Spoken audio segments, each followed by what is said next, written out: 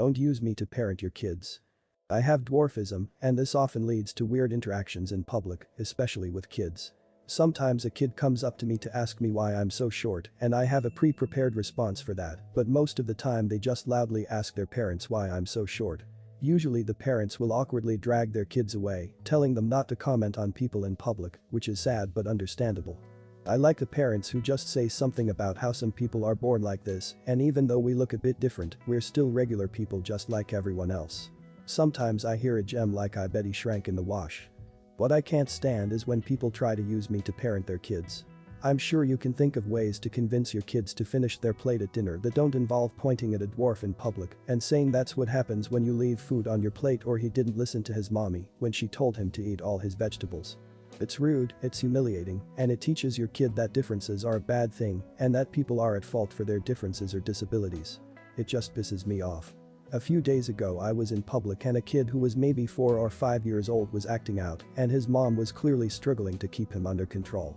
So she pointed to me and told her son that I was one of Santa's elves and I was watching him and would tell Santa about his behavior. The kid's name was on a keyring on his backpack, so I just said, "It's okay, Hunter, you're already on the nice list, and Santa told me you're getting an iPad this Christmas." Hunter was excited. His mom was not. My son asked why a man was so short. All I thought to say was because he wasn't tall. My son accepted that with no questions. Sometimes simplicity is all you need. Also a great response, haha. I always like my legs are long enough to reach the ground. If I were you I'd go with some Pratchett. Are you a dwarf? No, I'm a giant. Giants are taller. I've been ill, nothing like Sir Terry to brighten up a day, haha. Perfectly logical.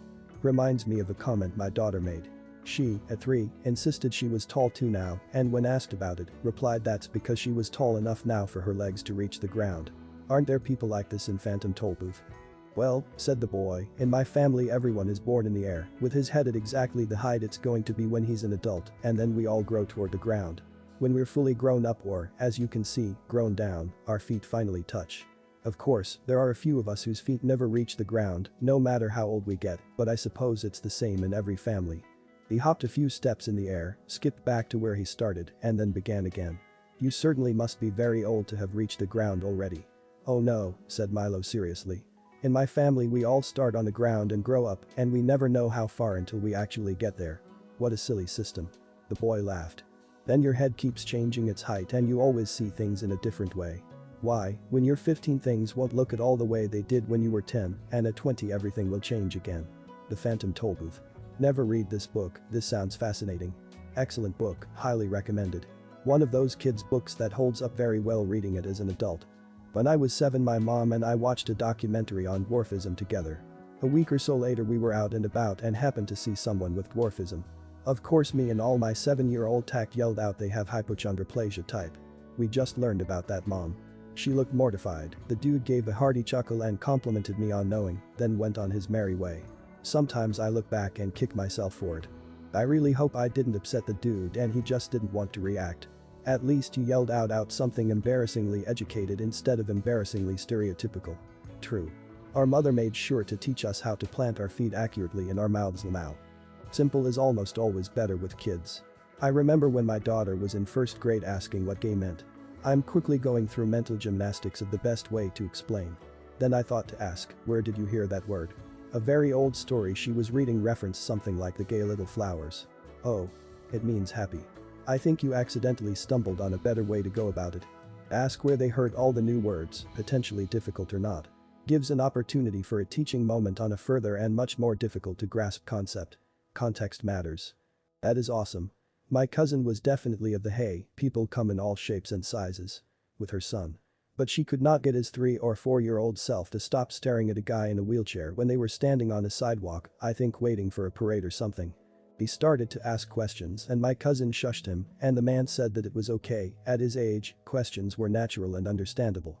He was missing a leg, well, to both their surprise, he wasn't at all curious about the missing leg because people come in all shapes. He was fascinated by his wheels.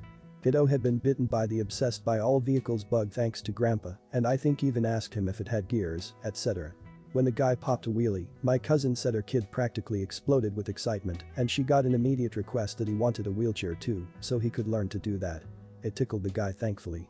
My father-in-law was in a wheelchair, and when we were teaching my son genders, he was so sure that mom was a girl, dad was a boy, and grandpa was a race car. The three genders, girl, boy, race car. Won't let me do renovations to the outside of my buildings because they're in a historic district. Let's see how you like them now. This isn't me but a brilliant move of pettiness in my town. I live in a university town, and a few years back, a guy who owned 3 side-by-side colonial-era houses and rented them out to students wanted to renovate the outside. Things like put in double-paned windows and new coat of paint, take down porches that were falling apart, and other minor issues.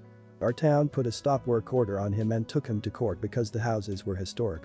All he was allowed to do was do minor safety repairs on the porches and paint the houses in a manner appropriate to their era. Well, he did some research and found that colonial houses could be all sorts of colors, so he painted what used to be tasteful white homes, them orange, lime green and puke yellow. The town took him to court again, but he was able to show proof that that wasn't unusual for colonial-era home in our area, so it was thrown out of court, and the town lived with garish colors on Main Street until the town gave him permission to do the upgrades he requested. Someone in my city was told he had to paint his house. The city came after him for it. After fighting tooth and nail, he lost and decided to paint his whole house neon pink. Hard to look at. Was the talk of the city for a while, was in the news. He ended up winning the second court battle because acceptable colors are not and were not specified.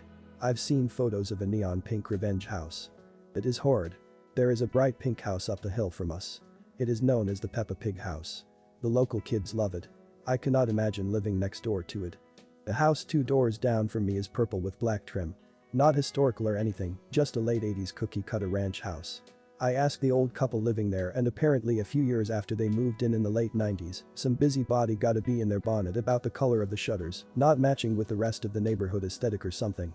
No hoa, why we moved there too, so they told the busybody to kindly go away. Well, they kept up the harassment, so every time he complained, they painted another part of the trim black. He didn't let up until the whole house was purple with black trim and decor. They wound up really liking the look and kept it, and now have one of the most elaborate holiday displays every year because they like the fun of it. No clue what happened to the busybody, but there is no unified neighborhood aesthetic here, and it feels and looks great. Like people want to be here and lay claim to the space, not borrow it from the bank for a while before returning it in cookie-cut pristine condition for the next loan approval. That's my kind of neighborhood. Just be respectful and rock on. If only you had a time machine. Go back to the colonial era, buy one of the houses, and put on gingerbread trim with a pattern of repeating dicks. Hire an artist to paint it, capturing the details. Jump to late 1800s, replace trim if necessary, hire a photographer to take a few daguerreotypes of it. You now have documentary evidence to show that dick pattern trim was used on houses in your city from the colonial era to the late 1800s, so putting up dick pattern trim is restoring it to its original condition. Swinging dick doors. It was the style back then. The entrance to my house had 3 dicks touching tips on it. I know it was meant to be decorative, but I found it hilarious. I know lost his house because the historical society said he had to fix his basement wall to the original specs of the home. He couldn't afford it, and you would never see that basement wall. But they were determined. So the house went into foreclosure. And eventually was torn down. Because of the issue. It's now a parking lot. Seems they missed the point of the historical house has to be historically supported by those who are demanding the historical accuracy. A lot of very dumb authoritarian people in city councils who won't allow reasonable tasteful renovations. Well done for showing them how it's done. The absolute best $20 I've ever spent. I had a best friend of 20 years and decided to help him convert his entire basement into a grow room. More than that, I taught him everything I knew about growing marijuana, which I learned over the course of a decade, and I was fantastic at it. Things were going very well, and the crops were looking good. When it came time for me to get my investment of $7,000 back with no interest, he decided to completely fuck me over. I was going through a very nasty divorce at the time, and my ex had just left me a few days earlier. He had the money to pay me, but he just said no. He didn't think I deserved it because I bailed on during a harvest the week before. I bailed on him for one night because it was going to be the last family dinner I would ever have with my stepson, and he knew that in advance. I was too defeated and broken to do anything about it at that moment, but I thought of all the awful things I could do to him, his car, his house, etc. After a few weeks, I decided to simply send him a gift instead of committing a felony of some kind. I found a website called Ruin Days where they sell all kinds of things you can send anonymously through the mail. I chose the spring-loaded glitter bomb, and it did not disappoint. I hoped that he would open it in his truck so it would be a reminder of me every day he got in it, but he opened it in a much better place instead. He wound up popping the top of the large spring-loaded canister in the grow room itself. According to his wife, it destroyed over 1K worth of top-shelf processed weed, and it was blown all over the plants currently in bloom. It ruined 12 heavily budding plants, setting him back by over 2 months, which roughly equates to 6K in potential profits gone. Even though I didn't get the money he owed, he still paid that 7K one way or another, and the cleanup must have been intense. With or without my petty revenge, I heard from a friend that his grow totally collapsed about 8 months later. He was a greenskeeper at a golf course for years, so he thought he could handle it on his own. That was absolutely delicious to hear as well. Hands down, this was the best $20 I've ever spent. As someone who has finally snatched a sponsorship by one of my local growers. Well done. He stole all that knowledge, he deserves to lose his shit. I would have introduced some pests to the grow room and make him figure out the solution himself. Hands-on learning popcorn bud. A mailed portion of spider mites. Good luck dude. Don't forget to include the mealy bugs too. As a cultivator, harvesting is literally the easiest part. It's tedious, but easy. Everything else, the money, the experience and the knowledge was worth way more than 7K. He really fucked up a good thing. Good on you op. With or without my petty revenge, I heard from a friend that his grow totally collapsed 8-9 months later. He was a greenskeeper at a golf course for years, so he thought he could handle it on his own. What a corn kebab. So many people are like, I have plants. It'll be fine. It's a craft, an art, and talent, and refined skill set for sure. I was the best indoor grower in the mid-Willamette Valley, possibly further. The medical dispensaries paid me more for my product than literally anyone else. I consistently had the highest THC percent of any dispensary's inventory, and the terpenes were out of this world. The dispensaries had to bid against each other to get my product. Hasenbid. No other plant on this planet has karma like cannabis. Be kind and share, knowledge, equipment, buds, it comes back to you x1000. Be a dick about it, it also comes back x1000. Oh, this video has come to an end. If you want more such cool stories, then go to one of the many following videos.